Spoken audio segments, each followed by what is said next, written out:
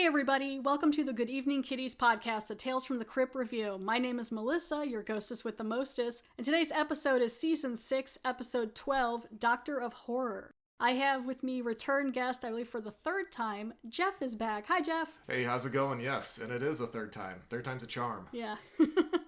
Well, shoot, the other two episodes are pretty good, so maybe this Oh, yeah, yeah, absolutely. But I had a lot of fun on this one, so definitely a charmer, this one. Yes, I was like, I definitely want to bring someone on or something. I was like, Geoff could be fun. It's another cadaver-type episode, which we've done before, so let's do it. As always, John Kassir does the voice of the Crypt Keeper, and Danny Elfman does the theme song. The original air date for this episode was January 4th, 1995. This episode was directed by Larry Wilson, who also directed a TV show called Cindy, I think. Screenplay was also by Larry Wilson. This is a pretty small cast. It's only 4 people, 4 dudes. Hank Azaria, which most people would know for doing voices on TV's The Simpsons, like Milhouse. Yep. What's his last name? Verhausen? Verhoeven? I forget. I think that's his last name. I used to watch it all the time, but I'm not as into it as I used to be. Yeah, I stopped it like 10 years ago. It should be wrapping it up, but they don't seem to be getting the memo. No, because they're still getting paychecks, that's why. Well, eventually, I mean, I guess they're just waiting. Everyone who does the voices will die out. It's kind of getting to that. It's kind of sad, but yet the truth. And he's also in other movies like The Birdcage, which I really like him in, where he plays Robin Williams and Nathan Lane's very flamboyant houseman. That is really fun. Yeah, and I liked him in Along Came Polly, because that's the movie that my wife discovered that the super hot cabana boy that's in that in a Speedo is actually Milhouse. And she's like, no way! Super hot. Not sure if I would tie that with Hank Azaria. Yeah, well, he's like super ripped in it. He does, Dude looks great in it. Yeah, I'm jealous. He put the work in. Definitely looks good. No question. But yeah, she had no idea. She's like, oh wow, that guy's super attractive. And yep, no, that's the same guy who's Apu in Milhouse. So he's in this. Travis Tritt, who is a country music singer, as well as he had a small part in Blues Brothers 2000. I mean, I don't know if it was as himself or not, but he doesn't play himself in this. He's playing Charlie. Yeah, I was actually really surprised with Travis Tritt in this. I mean, yeah. He had more to bring than I thought he had. Yeah, I liked him in this. And then Ben Stein has a real small part. He's from movies like Ferris Bueller's Day Off, and Austin Pendleton, who for me is the MVP of this episode, even Hank Azaria is a little more over the top, but Austin Pendleton is good at playing that kind of spaced out mad scientist kind of thing. Yeah, I don't know. I think Travis Tritt's beautiful mullet. The hair in this episode is just real, like, they took time with the hair in these episodes. Yeah, because Hank Azaria's pompadour is just insane in this, too. And he even, like, fixes it later, like, he's like, oh. Yeah, it seemed like as the episode went on, it kept getting taller. It's just higher and higher. And then Austin Pendleton was also in movies like Short Circuit, but he usually plays kind of quirky little characters. Yeah, he was in the original Muppet movie from back in 1979. Yeah. He was... now, is it a pretty big role in that? Yeah, it was for... Because he would be fairly For a young. human role, it was pretty big role. He was the doctor's sidekick in it. Oh, okay. I don't know what it is, but he just has like that knack of just showing up in everything. If you don't know who Austin Pendleton is, he's one of those actors that when you see him, you go, oh, it's that guy. Yeah. Because he has a very unique delivery. He's hard to forget. So, yeah. Well, it's kind of like last night I was watching the movie 1990s. I was watching The Grifters, and it's got like Angelica Houston and Annette Bening. But there's another bit player that plays like an owner of a jewelry shop, and it's one of those guys where you're like, he's in everything. And he played Ned Ryerson in Groundhog Day. Oh yeah, but he's always in everything. Just different little parts. Doctor of Horror, it's a good episode. This one's pretty fun. I'm going to go ahead here and read the description on the back of the box. A kidney's not enough. A mad doc enlists 2 security guards in a scheme to harvest the souls of the dead. And unfortunately, they do put the picture of what happens to Travis Tritt at the end of the episode, which is one of the things I don't like that they do on certain the covers here, because there's been multiple times where you're like... That spoils it. Yeah. So this opens up with the Crypt Keeper. He is working in a barber shop, and he has quite a head of hair in this one. You know, it's not like the wispy hair hanging down. He's got the actual hair and a nice big mustache, and he's got the little stripy thing going in the back. And I love how they always throw like little bits of dry ice and stuff everywhere. Yeah, I was gonna say his hair and his mustache make Magnum P.I. jealous. Yeah, and he's giving a hot towel to his client there, and he ends up burning all the skin off of the client's face, so it's just a skeleton, which is kind of gross because they leave like bits on the skeleton. It's not just... Yeah, some meaty goodness is left behind. Because usually they'll just have like, down here he'll just be around bare skeleton heads or, or something, but this time they're like, no, we're going to put a little bit of gore on this one. But like this episode starts out with a cadaver's feet, which I thought the cadaver makeup looked pretty good. It was real dark, like the feet were like kind of So it started like with veiny. the feet. Are we sure Quentin Tarantino did not direct this episode? I mean, I feel like it would have focused more on the feet. Yeah, instead of just the opening shot. Yeah. He started shooting this, and they were like, no, Quentin, no. Spraying him with a little spray. You had to, like, back Bad up. Quentin. So it opens up at this mortuary, and it's Hank Azaria and Travis Tritt playing Richard and Charlie, and Ben Stein is playing, I think, like, Mr. Andrews or something. But he's the owner of this morgue, and he's leaving for the night. He's been running this mortuary this morgue for, like, 40 years. Charlie and Richard are the security guards, and they're not like super bumbly or anything, but they're just like, like Travis Tritt's real kind of country a little bit. Hank Azaria is just kind of like a little sleazy. He's got the little pompadour, and like they're buds. Callahan's mortuary has a 40-year tradition of service to uphold. Peace of mind and serenity.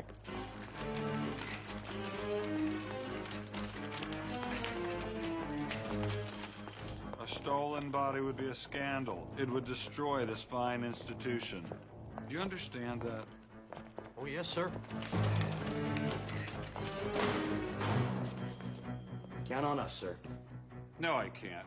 You're useless, low-life shitheads. If there's so much as a coffin handle missing in the morning, you are fired. And so in between them talking, like Ben Stein being like, don't mess this up. If you mess it up, you're fired, all this stuff. You kind of get the feeling that with this is the norm, this speech with these two. Charlie and Richard, they've gone through more jobs in a year than probably most people do in their lifetime. That's kind of the impression that you get. And so while they're talking and stuff, you keep seeing a cart being wheeled around with the table with the dead body on it. And that's because Austin Pendleton's character, Orloff, which I guess is Dr. Orloff, which maybe is the Dr. Orloff. Well, I mean... No, it is. I think that's what... Yes, but it reminds me of a Charlie combination of like Boris Karloff and Count Orlok from Nosferatu. There you go. And so that's when you see his character, Orloff, running away. He's trying to steal this body while they're all talking. And these corridors, I noticed later, they keep running the same corridor. There's a part I'll show you where it's like they go past the makeup and hair spot like twice. Yeah, there's a few things where you're like, didn't that just happen? Or I think that's part of the charm of things of this nature. Yeah. So I don't mind it at all. You only got so much space. It's a 22-minute episode or whatever. So they catch him and they end up knocking the body over. Like it's on the ground and they catch Austin Pendleton. Orloff looks like he's already like a little drunk, a little crazy. Disheveled, crazy doctor mode. He hasn't slept in a few days. He's in like a kind of a decent suit, but like a cheap suit probably. And he's like, if you help me steal this body and bring it with me, I'll give you $500. Okay. Well, and I was like, one of my notes is like, the body snatcher guy is fun. And for one, he even says he's not allowed in hospitals anymore. Like he is a doctor. And it's like, ooh, surprise, surprise. What? You're under arrest. You're not the police. No, but we can darn sure hold you till the real police get here. Let's go, old man. I can't believe this. We caught a body snatch. Shut up. How much do you boys make? Excuse me? How much? Not enough. That's what I thought. Now I will pay you $500 if you will help me steal this corpse. $500 Each. So Hank Azaria, of course, is like, yeah, okay, let's do it. They take the body back to this basement, which is probably not super sanitary. There's a wine cellar down here, and I think there's even like some laundry stuff down here. It's just the guy's house, I guess. Yeah, it's probably Orloff's house out in the country somewhere. Yeah. And so they're bringing this body down, Hank Azaria and Travis Tritt's characters. And Charlie, Travis Tritt, he can't handle it. He don't like any of this. He doesn't feel it's right. You're messing with dead bodies. This is like against, nature and God and everything. And you just shouldn't be doing this. He has no stomach for this whatsoever. Yeah, you can tell that he is the follower of the two. Yes. I do love when they're carrying her. All of a sudden, her rigor mortis has gone away. And she's essentially folded up like an accordion while they're she's carrying real her. floppy all of a sudden. And then... Yeah, so then they bring into this cabin, which you said reminded you of the Evil Dead cabin, which kind of does a little. Yeah. In the way this basement is. Yeah, whenever they're coming down the stairs, I just totally got the Evil Dead vibe. Well, and there's like some wood paneling too. Yeah. So then all of a sudden they turn the lights on and there's this little like makeshift cadaver morgue thing. And so they lay her on her stomach, and he's like, well, what are you going to do? And he's like, well, I've been looking for the soul. And apparently that's in the back of your neck or in your shoulder blades. And he wants to be able to find it. And I don't know, do what with it? I don't know. He hasn't gotten very far so far. So maybe that's why we were built to where we can't really, you got that one spot on your spine that you can't reach really well when you're trying to, and you get an itch right there. Like that's where it would be. That's your soul talking to you. And see, what this kind of reminded me of, though, that I wanted to mention is, so there's a book called The Host that got turned into a movie, and it's by Stephanie Meyers, who wrote the Twilight movies or whatever. And it's actually a pretty decent book. Okay. I liked it. And it's about these people in these different worlds and stuff, and like they have little consciences and stuff that live in the back of their necks. Okay. And part of me was like, did she see this episode, or is this like some sort of long-term story that have been going on since, you know, about having like a glowing little soul in the back? Because even in the movie and in the book, it's not that it's like a ball like it is in this one, but it is like a small little like sliver of iridescent tape. You thought of that. I actually thought of Altered Carbon. What's that about? The TV show. And it's actually, essentially, they have figured out how to put your conscience like on a disc that's essentially back in the same area of what it is on this episode. People don't give a crap about the host body because they just know they can just get another one if you have money. So they just grow another body, you get thrown back in there, and of course there's a whole black market of it and all that kind of stuff. But yeah, it's kind of interesting. Like I can't think of anything prior to this as far as like having like the consciousness in the soul. Well, I mean, this could have been taken, I mean, knowing that these are from like comics, and I don't really go too far into the comics, but I wouldn't be surprised if back when this was written in like the 50s or whatever, that this was like a thing. And maybe even before that. I mean, because it does seem to be lately like it's a common place that people would think it's at. Yeah. There's another movie I watched that I just can't think of off the top of my head with actually a similar premise. And and you're right, it's just like it's like at the base of the neck. Yeah, just a little lower. And it's the same spot where you can't, you always get that itch at. So maybe that's what it is. I don't know. Well, and even like in horror movies where like it's like an invasion of body snatchers, they'll put like a number or a spot, or like I watched a movie recently called, was it Viral? I don't know, it was something, but like the way the creature got a hole or could breathe was through a little hole in the back of your neck. Huh. But yeah, so that's what's going on here. I'm not really quite sure what he wants to do with it, but he wants to get these souls out. And like the quickest you can get these bodies after they've died and cut them open, you can possibly find the little soul. And right away, like he barely even goes to, Orloff barely even goes to cut at the back of this neck. And Travis Tritt's like, that's it, I'm going to be sick. And he's like, seriously? We haven't even, like, what were you expecting them to do? You were down in like a morgue. I'm convinced that the soul exists in a microscopic gland that's located somewhere along the spine. It is the last thing to die, releasing the life force days after conventional death. What does the gland look like? I haven't seen it yet. I've dissected dozens of corpses, and like some elusive prey, it vanishes. Just when I think I have it in my sights. When you find it, what are you going to do with it? Oh, not that much. Just play God. Oh, I feel sick. Well, get over it, man, because this shit is amazing. If I can locate the soul, I can unlock the deepest secrets of the human condition. Why is one man a saint and another a monster? And can I change a monster into a saint by manipulating his essential metaphysical substance? And so they're cutting in there, and the whole time Orloff is talking about all the different things about death and how many bodies he's dissected, and Hank Azaria is like really interested, like almost to the point of like really getting face down into this corpse. Yeah, Orloff wants to know why one guy is good and one guy is bad. I mean, there's a lot of reasons for that. It's the whole nature versus nurture. Sometimes people just have weird brains. A lot of times, because I think for a while they used to think, don't quote me on this, but I think they used to think like the soul was in the heart. And then they moved, like, sometimes I think it was in the brain or the stomach. Or the stomach. Yes. So, I mean, I would say if I was going to look, I'd say I'd probably look in the brain if I had to. But yeah, I would too. Especially like with professional athletes and this whole thing with aggressive behavior and CTE. Oh, yeah. Like the concussions and stuff. Right. Yeah. So that's you're exactly right. That's where I'd be looking too. Plus that and the pancreas. Those are the two parts of the body that we know the least about is the pancreas and the brain. I don't think it's the pancreas, so I'm going with the brain too. Wouldn't that be a trip though? The whole time it's just been hiding in the pancreas. So they take a look at the body and everything, and then so Orloff tells Richard and Charlie, he's like, I have other jobs for you if you would like. I can pay you more money. You'll get the $500 for each of you or whatever. But I have this room. It's like an old, like a walk-in freezer, but it had broken. So it's got all these bodies in there, and they're all like standing there with little white masks over their mouth, like that's going to do anything to cover the smell. And they're like, I need you to get rid of all these bodies. There's like a well in the woods. Go dump them down there. Hank Azaria is like, well, we're not going to do it for only $500 a piece or whatever. And they're like, well, he's like, well, what'd you want?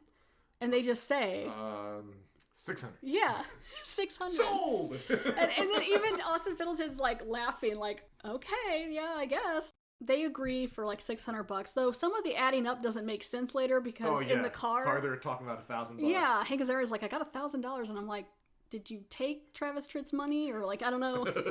It still doesn't add up. So they go to get some like tarp and rope, and they start wrapping up the bodies, and they drive out there to this well. And the whole time, Travis Tritt's character, Charlie, is just like, I don't want to do this. I don't want anything to do with this. This isn't right. You're messing with someone's souls. This is not cool. And Hank Azaria is just like waving the money like on his face. How can the dead rest if they don't have their souls?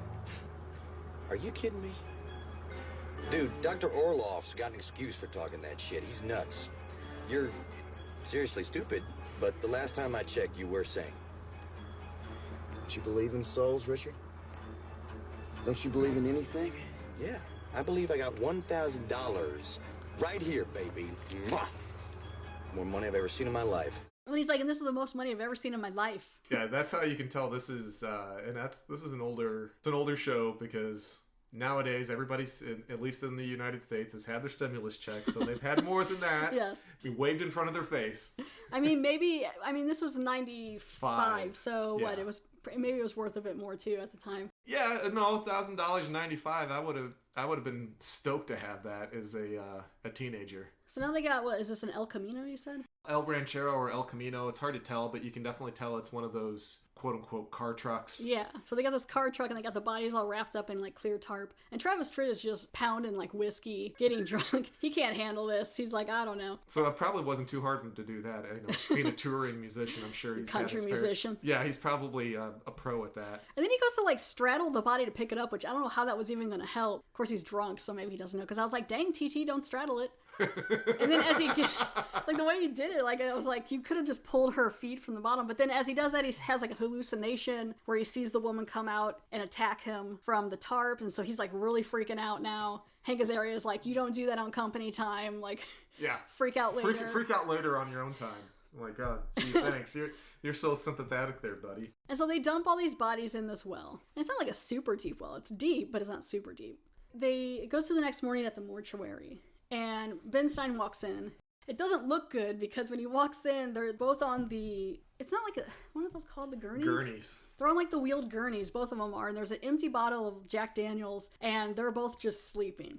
And right away, Ben Stein's like, are you freaking kidding me? It was like one night I told you not to do anything. And he's like, where's her body? What body? Yeah, we've been walking these halls all night, yeah, sir. They're like, yeah, we just all night, and then I guess all of a sudden for 2 minutes we passed out, and here we are. And then he sees the bottle because it was like right there, and he's like, no, you guys are drunk and you guys are fired. The one thing that was funny, like as they're leaving, and Richard or Dick, whatever you want to call the guy. Because he is. I mean, I'm sure that's the reason why they called him a Richard. Kind of, starts pulling on Ben Stein's cheeks and starts to go off on him, and Ben Stein Go ahead. Sees the mud on his boots and figures out real quickly. The one thing that surprised me is Hank Azaria's wearing snakeskin boots. Yeah. That shit's expensive. Those are expensive, yeah. Like, really expensive. He stole them off a body that came in. Well, yeah, very true. But yeah, the fact that Ben Stein puts it together really quick that they did something with this body. Not that they could have maybe walked outside drunk and fell or anything. It could have been anything. And he's like, dirt on your shoes? What'd you do with the body? And then the gall, though, to grab your boss's face, like pat his cheek after she fires you. I'm like, you're lucky you didn't get your arm broken, but I mean, it's Ben Stein, so. Yeah. So then they kind of chase each other. Like, he follows Ben Stein out. And this is where they pass the, like, makeup and hair room, like, twice. You can tell they walk, like, in a circle. And the whole time he's just like, Mr. Andrews, wait. Sir. Yeah, sir, wait. And he doesn't ever wait, so then he takes, like, his flashlight and starts trying to bash in Ben Stein's head. How'd you get that mud on your boots? How'd you get that tear in your jeans? Charlie, let's go. What have you two been up to? Charlie, let's go. You took her, didn't you? I'm going to the police. You stay right here. I'm going to the police. Damn. Sir. Sir? Sir, I just want to explain one thing, okay? 1 second. Sir. Sir, could you stop running, please, sir? Sir, please don't go for the cops, sir. Can I just say one thing? Sir, please. Hello? Sir? Oh, sir? Sir? Sir? Sir? Sir! Oh, sir! Stop it! Get off me! Get off me! Listen, you are killing him! I think I'm trying to do it. Sir! Listen. Do you want to go to jail for murder? Huh? Is that what you want? And he would have killed him. Yep. But then Charlie's like, whoa, it's getting out of hand. Stop, you might kill him. What do you think I'm trying to do? Yeah, seriously. And his hair looks... Hank Azaria's hair is like real crazy here because he's starting to get like... you ever seen Ace Ventura When Nature Calls? Oh, yes. It's like that. And so he's like, do you want to go to jail for murder? And he's like, oh yeah, good point. Even though at this point, you probably already have him bleeding in the brain. Like he's going to probably die to begin with. Take him to Dr. Orloff. Yeah. Great idea, Charlie. They're like, let's go see what he can do. And I think Charlie was hoping he would help. And Hank Azaria, Richard was more like, no, he can use this body because it's not even dead yet. And Pendleton, he never gets super excited in his eyes. It's always just like, he's happy, but it's just like basset hound eyes. Or something like he's just it's so interesting. Like his facial expressions, if you took like Ben Stein's voice and put it, I mean, because they're so straightforward and deadpan. Dr. Orloff's facial expressions is Ben Stein's voice. Yes, that's exactly what it is. That's what I'm trying to say. So now they're like, oh, this is a fairly fresh body, let's cut it open. And this time when he goes to cut the back open, and it kind of looks like a filleted fish or something, it's supposed to be the spine, but he pulls it back and there's a bright little light. Not a super bright light, so he's not as good apparently, but little bitty light. And he pulls it out and it shortly goes out. And so, but he's getting closer, but he's panicking because he's like, I'm getting so close and I don't even know, I'm like, I don't even know how you would even, you're going to go through a lot of bodies trying to figure this out. Yep. They're both starting to catch on that Travis Tritt might be like a loose cannon here. Like he's going to either spill the beans to someone or turn them in. But yeah, his monologue surprised me, and that's whenever Dr. Orloff was able to put 2 and 2 together, and he realizes, oh crap, number one, I have to find somebody who is a good person, and number 2, who's just mostly dead, to use the words of Max from Princess Bride. Yeah, and so... Miracle Max. And they call it the soul gland, which I thought was kind of weird. Is it a gland? I guess maybe it's found in a gland. Hank Azaria has already tried it right before this to choke Travis Tritt, suffocate him. So Charlie is feeling a bit freaked out. So he has this look where he looks at him for like a second, like he's afraid like they're gonna stab him. Yeah, we're not gonna do anything to you yet. So then he wanders off, and then that's when Dr. Orloff and Richard are like, yeah, he's such a good soul and things like that. He's good-hearted and simple-minded. It's a combination to get you in trouble. Yeah, it's a problem, but it can also be helpful for us. Yeah. And Hank Azaria at this point is just wanting to cut up bodies. He's getting real excited about just holding this knife and being like, yeah, I'm going to slice in all these bodies. Good times. You gonna cut him up? Just the usual incision. Oh, don't be so disappointed. Once I remove the gland, you can cut to your heart's content.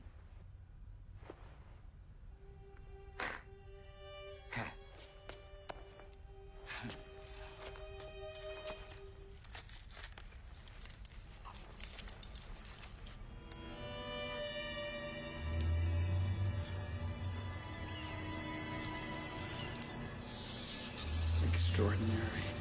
The better the soul, the stronger the light. I must preserve this immediately.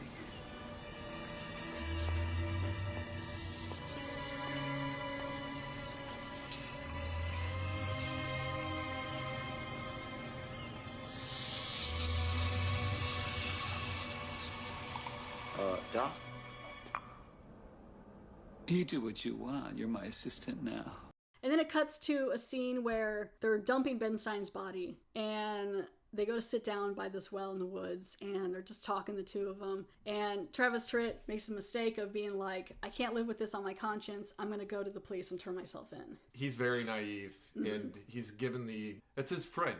So he's being honest with his friend, and that's... Yeah, he's like, I'm quitting. I don't want anything to do with this. And that's the worst thing you can say to... And Hank Azaria is just like, oh, yeah, I get that, man. Here, have a drink. Because Travis kind of has a bit of a drinking problem thing. Yeah. Especially that heavy stuff. So he's drinking and he's talking. He's like, yeah. It's just like this brown stuff. And then right at the last minute there, Hank Azaria is like, well, you've been drinking ether, so you're not going to the cops. Yeah. And then he just like passes out. And so he's unconscious, and I guess he just drags his buddy back to this place. Richard's like, yeah, I really want to I hope to cut him up too after this. He's like super excited. And Orloff's like, okay, whatever, psycho. And like you can tell then that they're even starting to like, they're distrusting each other. Or at least Orloff is suspicious of Richard. Like, this guy's a little crazy. Yeah, but he's a means to an end. So, yeah. So Orloff is okay with that just because he's like, you know what? I understand I got to have somebody who's a little bat poop crazy. Bat poop? Were you going to say bat poop? I said bat poop. Bat poop crazy. I don't know if it rolls off the tongue quite as well as bat shit, but... Yeah. But so this time they get the soul out, and it's super bright. It's this bright little ball of light, like yellow light, and they're like, oh my gosh, he was so good. We need to preserve this. And he puts it in a beaker of, I guess formaldehyde, but then you were joking that it was Listerine. Like, it was like not the old school Listerine, but like the green Listerine. Yeah, that it just really looked hurts. like mouthwash. Yeah, because I'm like, I don't know. Or Scope, that's what it is. How would Scope. you even know what to put it in to preserve it? He's just like, souls like to be minty fresh. I don't know. And so he pulls out the soul, and they're like, sweet, they put it in a preserve thing. He decapitates Charlie, and they show him putting his body and putting his head down into the well, which kind of a weird like computer graphic of Charlie falling down. So you see his head go down the well, and he's like, cool. He's like, good to know. And then a little bit of time passes. It's not a lot. I would say it's maybe like a week, but time definitely passes because they've been kind of working more on their project. This time Hank Azaria is in a suit, not his security outfit. Yeah, he's over at fancy. He's over on Dr. Orloff's wine collection. He's like, the champagne's on me. It's like, that is Dr. Orloff's champagne. Yeah, what I found interesting too, as he's talking with him with the wine bottle, first thing he does once he starts saying, I need the raise, and Dr. Orloff's, no, you're not. He immediately turns the bottle upside down and like, I'm going to club you like a baby seal. Just low-key threatening. He turns it upside down and leans it up against his chest like, no, I'm going to get that raise. and then the cool thing is that you can actually see liquid in it. Yes. It was it's super unusual whenever you have props like that have liquids in them. They almost never have anything in it. Yeah. And you can pretty easily tell, like, whenever somebody drinks like a coffee cup and you're like, you're totally not drinking crap out of it. I mean, they don't plan on opening this, I don't think. They don't ever get to it, I think. Yeah, so. No, they don't. But just the fact that he's actually something that's liquid related that actually has liquid in it in the scene it's just unusual to see that. I just would assume to see an empty wine bottle. Yeah, because it helps to see the heft, because he's serious about really hitting him. Yep. So he's like, I want to raise. Richard is to Dr. Orloff, and Orloff's like, no, you're not getting... I mean, it really hasn't been even that long. But seriously, with Hank Azaria's money skills, what is he going to say, 700? Is he going to go is it really going to be like that much more? No, the other thing that I wanted to mention too that I almost forgot about, that I was laughing at the last 2 or 3 times that I watched this, is when Dr. Orloff is working on, I can't remember which corpse it is, they put gore on his hands. Oh, yeah. And then... I think that was the woman, the first Was one. that the woman? I think so. He went and he goes and he wipes his brow, and all of a sudden, magically, his gloves are clean. And I was like, I would have been laughing my ass off if they actually would have had the gore on the gloves. They really should have. And then it was all over his forehead, and he was still just like straight up deadpanning how he had been doing. That would have been I think that could have been even better for his character. Oh, because it would have been like, that's just how much he does not care. Yeah, he's just... And it's gone. Yeah, he's immune to it now. It would have been awesome. So it's like, what even the point was putting the gloves on, really. Exactly. But yeah, so it's been like a little bit of time. They're down there talking about whatever raise, and then it cuts back to the well, and you see 2 really wet, gooey, dead hands climbing out of the well, like pulling a body out of the well. Yeah, and you can tell these are just like up to the elbow prosthetics, because then you can actually see the bicep on accident and at the last split second of that shot. Some good ooey gooey stuff. Yeah, but I love the shine of the gore that's on it. Yeah. It just kind of gives you that slimy, nasty feel. So back in the basement now, Hank Azaria and Austin Pendleton were fighting, and then they hear a sound and they're like, what's that? And they immediately stop fighting. I think this is a pretty cool scene. So Travis Tritt's character Charlie is back. I wish this scene would last a little longer, but he's coming out of the shadows and his feet are like turned backwards, but not all of them. Like his feet are backwards because he's walking, but his chest, the back of him is in front of him. which is weird. Yeah. And he's got his arms backwards. Like, I guess he broke his feet on the way down, something like that. Yeah, he's literally shambling it. Yeah, and he's got his head, he's holding on top of his head. On top of his neck. Doesn't because it's decapitated. So which is great. He's just holding it on with one hand. He looks like real upset. And he's coming down, you know, and he's like swinging back and forth. And the greatest thing is he does the best. It sounds like Ted Raimi from Evil Dead. Oh yeah. Whenever he's like souls, and I'm like, oh, that sounds. And that was the other thing that made me think of Evil Dead in this. Yeah. That trilogy is like one of my all-time favorite trilogy of movies. It's not the best voice, but he's trying. But the way he's like pursing up his lips is kind of funny. Yeah, and he gets really animated while he's doing this. Yeah, it's just it's a fun scene. Yeah. Yeah. And now Hank Azaria's been strapped on his stomach onto the table. Travis Tritt's character's got like the real voice like this. And he's all like, yeah, we got to get that soul out. Isn't that right, Doc? And you look over and Austin Pendleton's head is in one of the scale weighing things. Yeah. With like blood coming on the side. And it looks a lot like his. Yeah, they did a very good job of his likeness. Yeah, it's a decent prosthetic for that. So now Travis Tritt's like, what have you done with my soul?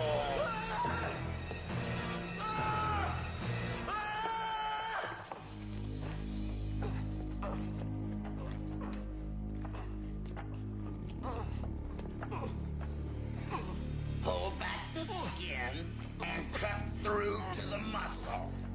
Right, Doctor?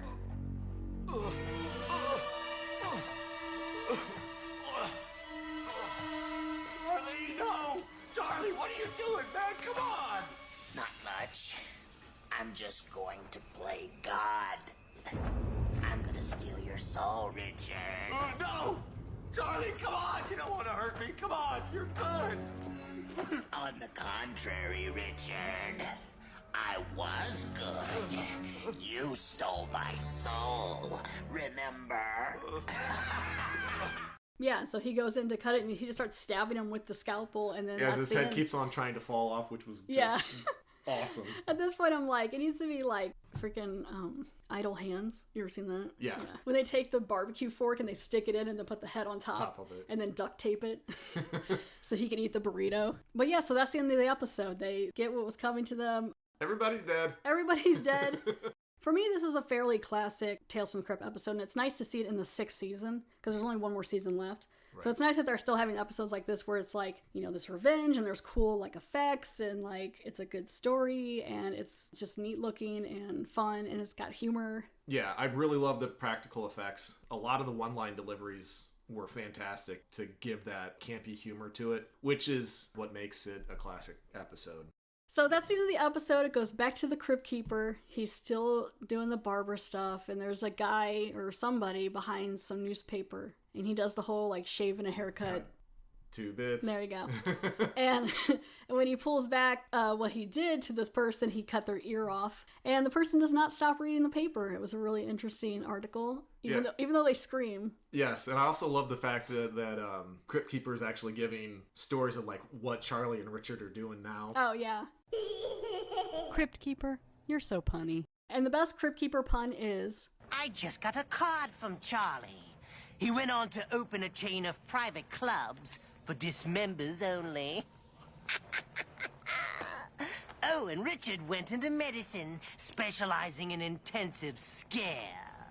And so there is no IMDb trivia for this episode. The next episode is season 6, episode 13, Comes the Dawn. Geoff, thank you so much for being on here. Oh, I'm so excited I got asked back. I love Tales from the Crypt, so this is awesome. Yeah, I was hoping you'd like this episode. So. I did. Is there anything you want to promote or anything while you're here?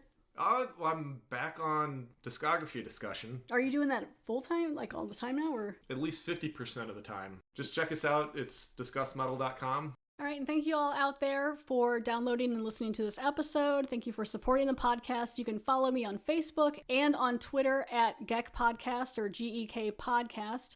And if you have any questions or comments, you can email me at goodeveningpod@gmail.com. And again, thanks so much for listening. Bye. Bye-bye.